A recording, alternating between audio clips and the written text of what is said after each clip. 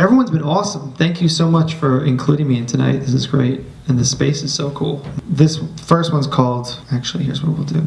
So I'll do the story. Was traveling back from Barcelona in December, and I had, literally without exaggeration, we had gone through about an hour of turbulence over the Atlantic Ocean. And the captain kept coming on and saying, sorry about this. I know it's shaky. It's going to be about 20 more minutes of, getting through this. And he said it like 3 times, and it was like really weird because some people are like, okay, and they put their earbuds in and they go back to watching The Office on the back of their seat in front of them. And some people are like, something's wrong. I know he's lying. He's not telling us something. Freaking out. And then, you could just tell some people were nervous but not saying anything. It was weird, watching everyone's reactions. And I just started writing this in my phone. It's after a piece called A Few Last Words by Charles Warnke.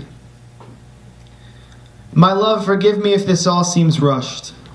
We are descending at 6.2 miles per second now. The entire plane is shaking. I'm having difficulty with this because I have so many things to tell you and I'm pretty sure there is not much time.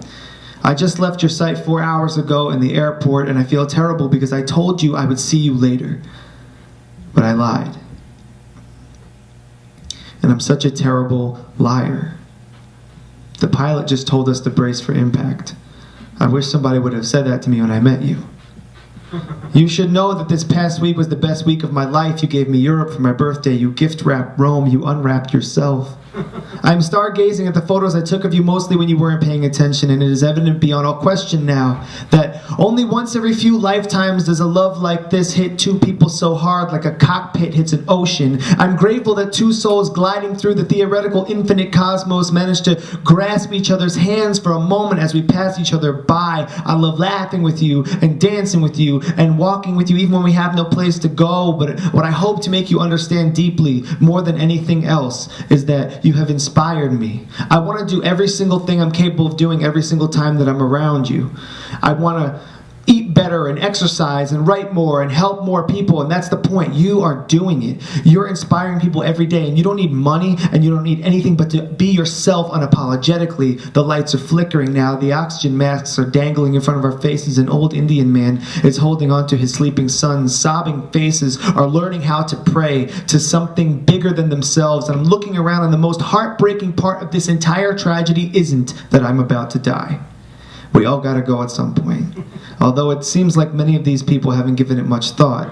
My heart is cracking because as the luggage falls out of the overhead compartments and people rush to strap on their life jackets, I am typing out to you a letter that I know you're never going to read. This phone is going to fall out of my hand when I inevitably lose consciousness, and the water will rush down the aisles and it will sink to the bottom of the Atlantic, and you will never know that you were a sunrise at a time when my life felt like a never-ending night, and that I thought of you as my family, and that my heart would never have been able to love anybody the way that I love you anyway, so it's probably for the best that it all ends right here.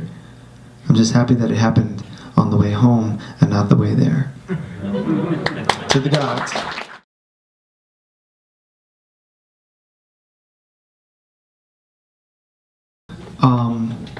Talent? No. Okay, no, that actually is a cool question. Talent is one of them, but everybody's got talent. You need, number one, the most important thing is a safe space. Everyone needs a safe space where they can feel comfortable and a place where they can allow themselves to be vulnerable. And when you have that, then people learn to trust each other. And when they trust each other, they accomplish a lot more. Also, you need some people who are going to take the wheel. It's not going to ever be just one captain for the ship, but you need a few people who are going to kind of be the string pullers. So I think those probably are, I would say, the 2 most important things.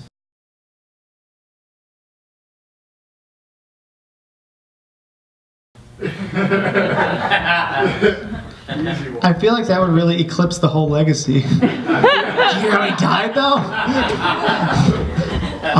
So I'm really bad at accepting gifts and compliments, but one compliment I never had any problem accepting very easily was when someone goes, to a thing that I'm doing, an event or any kind of open mic or slam or anything, and they go, this is such a cool vibe. I'm like, I'll take that compliment every day, because that's a thing that you can't, like, there's no math to it. It's just like putting the right people in the right room together, and like it all just happens on its own. So hopefully that's what I think would be the thing that people remember. It's like, man, that was always such a good vibe, you know, like whatever he was doing.